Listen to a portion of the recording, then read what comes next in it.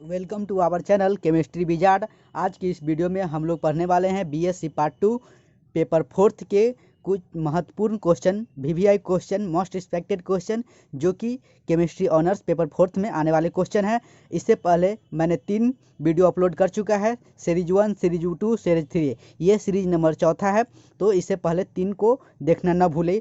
अगर आप 3 में से एक को भी देखना भूल गए तो आपने बहुत सारे नंबर को लॉस कर चुकेंगे। इससे अच्छा है कि आप लोग देख लें, फिलहाल ये देख लें पहले। तो हेट्रोजीनियस क्या है, discuss the theory of heterogeneous catalysis. Heterogeneous catalysis क्या होता है, तो देखिए आप इसको एक्सप्लेन करेंगे।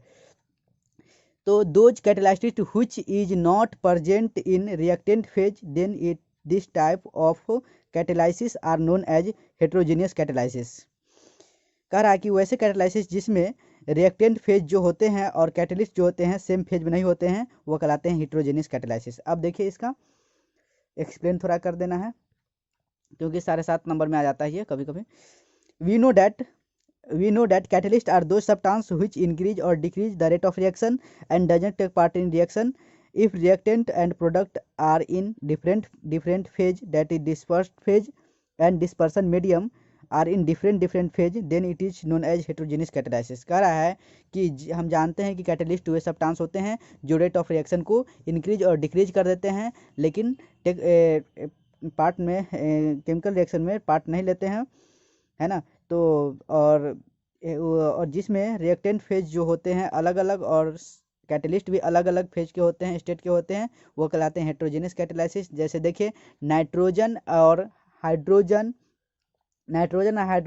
एफी कैटलिस्ट की उपस्थिति में NH3 बना देता है। तो नाइट्रोजन यहाँ गैसियस फॉर्म में है, हाइड्रोजन भी गैसियस फॉर्म में है, और कैटलिस्ट जो है Fe लोहा आयरन वह सॉलिड फेज में है और NH3 देता है। तो ये एग्जाम्पल हो गया हेट्रोजेनियस कैटालाइसिस का। उसी प्रकार दूसरा एग्जाम्पल है इथिलीन जो है वह रिडक्शन करता है निकेल कैटलिस्ट की उपस्थिति में। तो यहाँ देखिए, यहाँ इथिलीन ग्रुप जो है वह गैसेस स्टेज में है, हाइड्रोजन गैस भी गैसेस स्टेज में है, लेकिन निकेल जो है सॉलिड स्टेज में है। ये यस जो है वह सॉलिड स्टेट में है, तो बना देता है हमको इथेन, ये गैस फॉर्म में है। तो इट इज क्लियर फ्रॉम, इसी को एक्सप्लेन कर देना है कि it is clear from the above chemical reaction here reactant nitrogen, hydrogen or ethylene are in gaseous state and catalyst Fe and nickel are in solid state. So above chemical reaction is the example of heterogeneous catalysis। क्या हम बता दिए, ऊपर explain कर दिए, है ना। तो अब दूसरा क्वेश्चन, मोस्ट एक्सपेक्टेड क्वेश्चन है कि कैटालिटिक प्रमोटर और कैटालिटिक पॉइजन को डिस्क्राइब करना है। तो कैटालिटिक पॉइजन देखिए और कैटालिटिक प्रोमोटर क्या होता है, उससे पहले कैटालिटिक प्रोमोटर देखिए क्या है। Catalytic promoter are the substance such type of catalyst which themselves are not catalyst but when present between some catalyst then greatly enhance their action of catalyst, then such type of catalyst are known as catalyst promoter. कह रहा है catalyst promoter वे substance होते हैं जो अपने खुद वो catalyst नहीं होते हैं, लेकिन जब वो कैटलिस्ट के साथ उपस्थित होते हैं तो कैटलिस्ट के रेट ऑफ रिएक्शन को इंक्रीज कर देते हैं, बढ़ा देते हैं। जैसे हैबर विधि में नाइट्रोजन और हाइड्रोजन रिएक्शन करते हैं Fe कैटलिस्ट की उपस्थिति में और मोलिब्डेनम प्रोमोटर की उपस्थिति में, तो 2NH3 बनाता है, 2NH3 बना देता है। यह हैबर प्रोसेस है अमोनिया बनाने का। तो Fe कैटलिस्ट है, मोलिब्डेनम प्रोमोटर है। तो मोलिब्डेनम जो क्या करता है, वह Fe कैटलिस्ट के रेट ऑफ रिएक्शन को बढ़ा देता है। तो ये देखिए, preparation of ammonia by Haber process. In this process nitrogen and hydrogen react in presence of Fe catalyst and molybdenum promoter. तो वही है, उसी का पार्ट है कैटालिटिक पॉइजन। अब कैटालिटिक पॉइजन क्या है, तो catalytic promoter are the substance which slow down the और decrease the rate of action of catalyst, this type of substance are known as catalytic poison. कह रहा है कि कैटालिटिक पॉइजन वे substance होते हैं जो कैटलिस्ट के रेट ऑफ रिएक्शन को स्लो डाउन कर देते हैं या डिक्रीज कर देते हैं, उसी को हम लोग बोलते हैं कैटालिटिक पॉइजन, यानी कि प्रोमोटर कैटलिस्ट के रिएक्शन को बढ़ा देते हैं और कैटालिटिक पॉइजन जो होते हैं वह रेट ऑफ रिएक्शन को घटा देते हैं। जैसे सल्फर, ये जो H2SO4 का जो उत्पादन होता है कॉन्टेक्ट प्रोसेस में, तो जिसमें प्लेटिनम जो होते हैं वह कैटलिस्ट रहते हैं और आर्सेनिक ऑक्साइड जो होता है वो कैटालिटिक पॉइजन होता है। तो वह हम सल्फर का ही H2SO4 का प्रोसेस बनाने का प्रोसेस में हम एक रिएक्शन छोड़ भूल चुके हैं, है ना। तो वही है, उसका कुछ पार्ट है, वही देख लीजिए, ये रिएक्शन लिख लीजिएगा। तो यहाँ देखिए, arsenic oxide is destroyed the activity of spongy platinum catalyst in presence of H2SO4 by contact process, है ना। कॉन्टेक्ट प्रोसेस में निर्माण होता है सल्फ्यूरिक एसिड का H2SO4 का, जिसमें स्पॉन्जी प्लेटिनम कैटलिस्ट जो होती है और catalytic poison arsenic oxide spongy के प्लेटिनम को डिक्रीज कर देता है रेट ऑफ रिएक्शन को, ठीक है।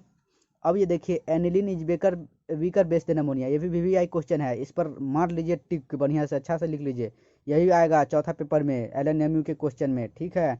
अच्छा से पढ़ लीजिए इसको।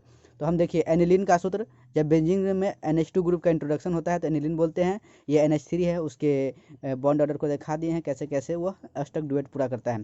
तो देखिए, in aniline the lone pair of electron और nitrogen atom is involve in conjugation with pi electron of the ring, therefore nitrogen atom positively charged, so it is not position to donate electron pair to the acid. On other, whereas by the electron releasing tendency of ammonia is becomes more than aniline due to presence of lone pairs of electron, hence aniline is weaker base than ammonia। कह रहा है कि aniline में जो होता है loan pair of electron nitrogen atom पर होता है, जिसके कारण नाइट्रोजन पॉजिटिव चार्ज हो जाता है और वह इलेक्ट्रॉन को डोनेट करने की पोजीशन नहीं होता है। लेकिन अमोनिया में क्या होता है, लोन पेयर ऑफ इलेक्ट्रॉन होता है। ये देख रहे हैं, lone pair, 2 electron lone pair है, ये अष्टक ड्यूएट तो पूरा कर लिया, ये भी ड्यूएट पूरा कर लिया, और ये 2 लोन पेयर इलेक्ट्रॉन हो गया कि तो देखिए नाइट्रोजन के बाह्यतम कक्षा में वह 5 इलेक्ट्रॉन रहता है, तो 2 3 4 5, और है ना, तो ये अपना 2 यह लोन पेयर है, ये लोन पेयर है, एक जोड़ा लोन पेयर है, 1 पेयर है ना, लोन पेयर है। तो लोन पेयर के कारण यह जो होता है इस इलेक्ट्रॉन रिलीजिंग टेंडेंसी जो होता है अमोनिया का वो ज़्यादा होता है एनिलीन की अपेक्षा, इसीलिए हम कह सकते हैं कि aniline is weaker base than ammonia. I hope ये भी समझ में आया होगा। इससे पहले मैं कुछ बातें कर लूँ, अगर आप मेरे चैनल केमिस्ट्री विजार्ड पर नए हैं और आप BSc केमिस्ट्री ऑनर्स की तैयारी कर रहे हैं तो प्लीज़ मेरे चैनल को सब्सक्राइब करें और अपने फ्रेंड्स ग्रुप में ज़रूर शेयर करें। इससे आपका ही फ़ायदा है, आने वाले नोटिफिकेशन आप तक जल्दी ही पहुंच जाएंगे और इसका आप फ़ायदा ले पाएंगे। बहरहाल अभी हम देख रहे हैं इंजाइम कैटालिसिस, अगला क्वेश्चन है मोस्ट एक्सपेक्टेड, ये भी आ सकता है। Enzyme are complex formation of protein molecule produced by living cell and enzyme is commonly named by adding the suffix ASE to root indicating its function. The phosphate enzyme catalyzes the hydrolysis of phosphatic ester. Reaction catalyzed by enzyme are called enzyme catalysis। कह रहा है कि enzyme जो होता है वह कैसे बनता है, प्रोटीन से, जो कि लिविंग सेल से बनता है ना।